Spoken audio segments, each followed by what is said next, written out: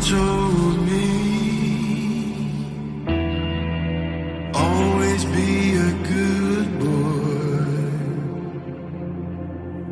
never talk to strangers, never play with fire.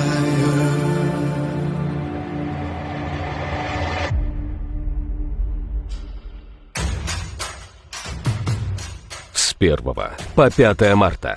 Спорткомплекс «Парус».